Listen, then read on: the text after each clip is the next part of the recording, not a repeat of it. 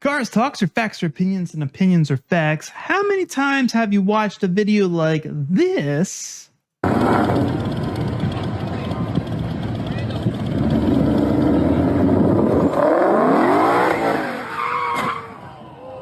And immediately go and say, it's the driver's fault. It's not the car.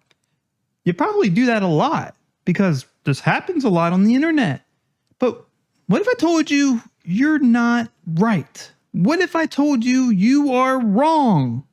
Partially. Yes, you may actually be partially wrong in saying it's the driver. But bear with me, I'm going to explain why you're only partially wrong and why it's equal parts the driver and the car, into why stuff like this happens.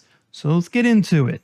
All over the internet, you always see videos, people crashing their cars. The most notorious, the Ford Mustang. In fact, I've even become victim of a Mustang and crashing, and I've had many of them, but only one in particular actually got sent into a tree.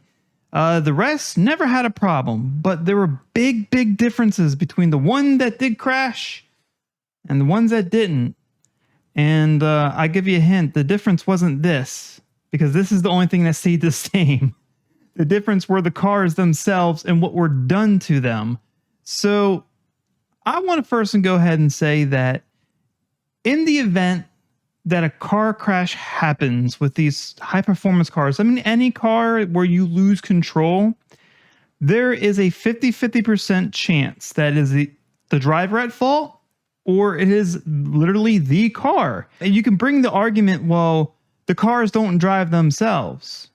Well, they do now, but that's for a different video. No, you're right. You know, that's along the same logic to say guns don't kill people, people kill people. But, you know, there still is that physical thing that has to do the work. And in the sense of cars, there's a huge difference between every car and each individual car's ability to handle itself at the limits. And even then, there are so many finite little details that make the difference.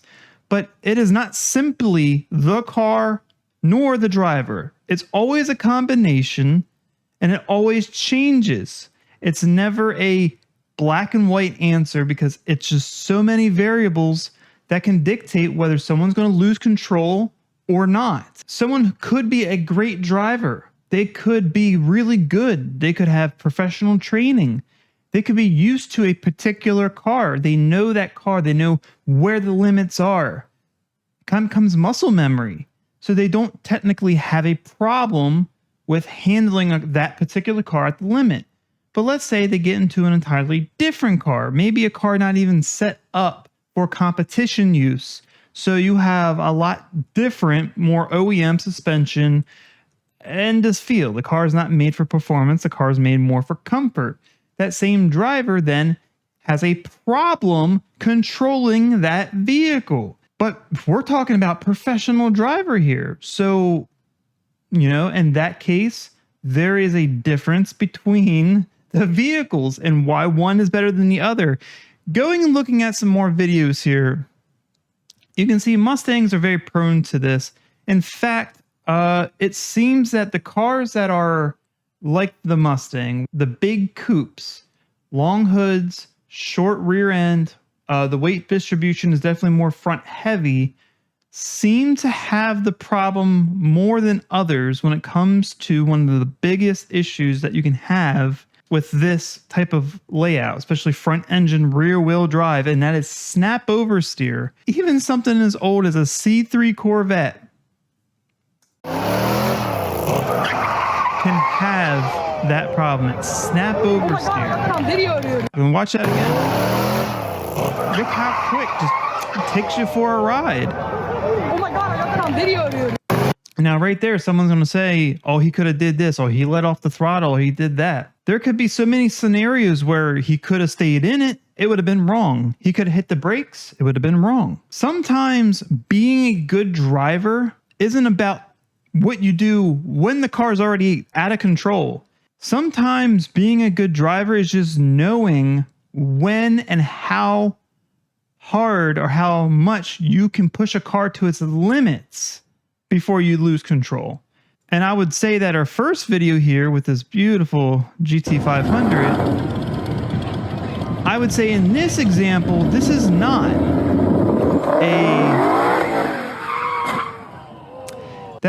a car problem in that particular instance. That is definitely a driver problem because the driver chose to hit the throttle as he was turning, and to see you can, and look how much that is, like as soon as the back end kicked out, it just stayed in an angle. People don't realize how heavy these cars are nowadays. GT500s are over 4,000 pounds. You are 2 tons with 700 horsepower. People forget that. You have all that forward momentum. You're not stopping right away. I don't care how big of brakes you are. You lose traction and you break that traction and you're sliding. You're sliding for a long time before you come to a stop. Unfortunately. Second to that, why do Mustangs crash so often? They seem to be the #1 offender of cars and coffee crashes. There's a few reasons. We covered one already. Just the front engine rear-wheel drive layout with the more front heavy weight distribution is just a recipe for disaster. But there's other things involved. When it comes to this Mustang here, a S550 generation Mustang, Ford brought back the IRS. IRSs are great. Independent rear suspensions are beautiful. They're wonderful at being able to go around turns more planted. However, there are some limitations, especially in a factory OEM setup. Now, this isn't the first time Ford's ever made an IRS. They made one way back in the 90s for Lincoln cars, the Thunderbirds, and then it came to the Mustang and the Cobras. And those IRSs were a lot more simple in their geometry. They didn't seem to have as many quirks. They actually more or less handled like a solid rear axle, but with the benefits of an IRS. Fast forward to 2015, Ford brought back the IRS for the S550 generation Mustang. Things were very different. The geometry was different. There was a lot of extra things going on. You ever looked at a newer Ford Mustang IRS? They got a lot going on. You know, they got this bar here and that bar there, and there's a lot of moving components. And in between each one of those connections is a rubber bushing. Okay. And right there is a huge problem because the rubber bushings, they flex. They're supposed to. You want a little bit of dampening because otherwise you're gonna get a lot of vibrations and noise. That's what you want in a, OEM road car. But that's not good for performance because when all those things are flexing and moving and there's like 5 or 6 different joints that can move and flex all simultaneously, that's what's called deflection. Have you ever heard of that? This is a problem that plagues a lot of modern IRSs, especially the Ford Mustang, where there's all this deflection, there's all this movement, very small movement in each of those connections, there's joints. And it really does upset the car. And it can cause a lot of issues. Just simply by upgrading the bushings in an IRS can really make a difference in how the car handles, especially at the limit. Because I believe the IRS in these modern Mustangs is one of the biggest contributing factors to why they crash. And I think a lot of the examples where people do get a little crazy, they get sideways in their Mustangs and they don't crash and they seem to have good control, I guarantee you they're not on stock suspension. Which also leads me to say that stock suspension on most cars is why you get in trouble. This is a good example on a lot of different things, and just the way a car is set up in general. As important as it is to have a lot of that stiffness, especially in your components, your rear end and your axle components, you have bushings in all of your suspension component. And if any of that is allowed to flex and it creates that deflection, it can upset a lot of things. So just simply by replacing every single bushing in your entire suspension system with like a polyurethane or some stiffer style bushing could drastically change the dynamics of the vehicle. It's crazy. And here's a good explanation. Well, it's a good visual indication to why having a stiffer suspension is better. This is on a front wheel drive Ford Focus. The difference between coilovers and stock suspension. I know it's kind of quick. I'm going to try to slow this down in post so you can see it a little bit better. But he kind of shows you the important part at the end. It's pretty cool that someone did this.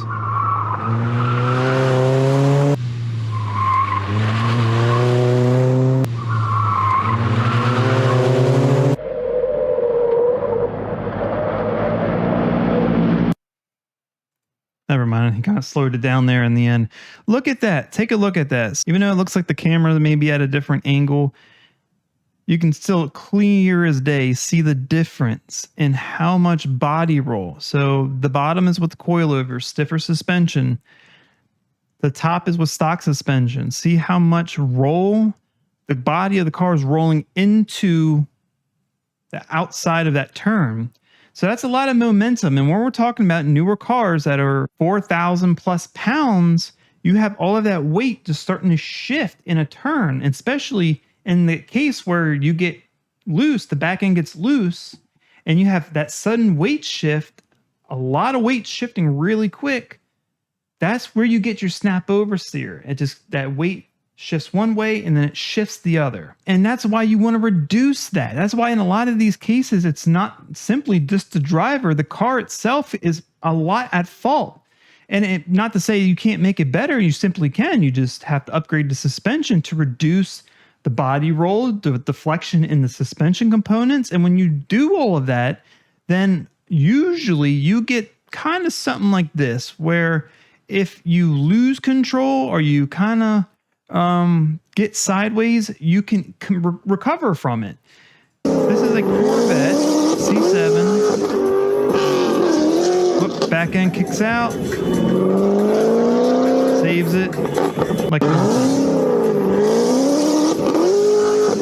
no snap oversteer to the right, no drama. And even more, I just kind of want to put this. See what he did there? Tap the brake, tap the brake. Most people don't hit the brakes. Don't do it. That's why you crash, because you hit the brakes. Oh, I love everyone who has to argue that it's never the car, it's always the driver, are the ones who say they know how to drive. It's funny. It's hilarious. But that's really it. And if you don't believe me, if you don't believe that it has nothing to do with the car, it is the driver, and you don't believe that even some of the best drivers in the world have a hard time handling certain cars, don't listen to me. Listen to this guy right here. He's a professional race car driver. And actually, if you haven't seen this yet, this is a really cool video by Haggerty on the new ZR1. I highly suggest you go take a look at it. It is really cool. But even though this may have been staged, listen to what he has to say. A professional race car driver talking about a high performance OEM car. It was 750 horse. Once again, the most powerful Corvette ever made. And in fact, one of the most powerful front engine rear drive cars ever. But it still had trouble keeping up with the turbocharged Ferrari 488. And in trying to,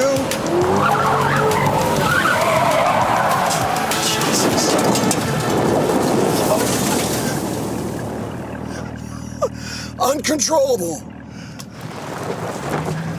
One of these actually hurt me once.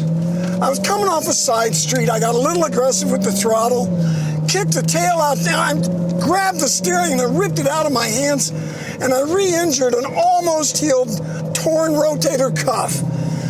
Man, ain't that something? I mean, that just goes to show you even the best drivers can sometimes have a hard time handling some of these cars. It's not simply, it's the driver. When you have a car with a lot of power, you need to have everything on that car set up to handle the power. Stock suspension and 600 horsepower, because you can do that now. You can buy a Mustang or any car, a lot of cars now. You bolt on a supercharger, you have 600-700 horsepower at your disposal, yet you have a suspension designed to barely handle 400 or 500.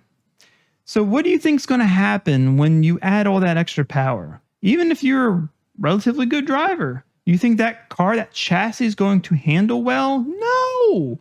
These cars, when they are developed, a lot of times, I mean, there's so much engineering involved. You think when they develop race cars, they're just like, okay, we're going to put the best coilovers and double wishbone suspension, the widest tires, and give it 1,000 horsepower and a driver with balls of steel?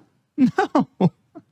Partially that's true, but no, they're doing all these calculations. The engineers are trying to figure out, okay, what parts are going to perform the best under these circumstances. They're designing the chassis around the engine, around the power plant, and even then, a lot of times the power curve of the engine is tailored to the chassis. So you don't want too much torque in too soon, or you don't want it in certain areas where it can upset the car. It is simply not a skill issue. You know, it's not just because someone sucks at driving. It is a lot of different things. It is someone who may not know how to drive something with a lot of power. It may be someone who just may not know when to use that power. And it may be a car that has inadequate suspension, tires, everything, or just way too much power. It could be a lot of different things, but what it isn't is simply just one thing. It is simply just isn't the driver. Okay? And that's my whole point of this video. That's why those who say that are only partially wrong. Because while cars, as good as they are, you still need human input. We still have to drive them. So even if you put some really craptastic driver in the best handling car, chances are the outcome isn't going to be that good. But on the other side of that, you put one of the best drivers in a decent car, OEM car, they might not do well either. Henceforth, why cars like the Viper are so notorious, and the old Shelby Cobras, cars like that getting nicknames like the Widowmakers and such, because they are a handful.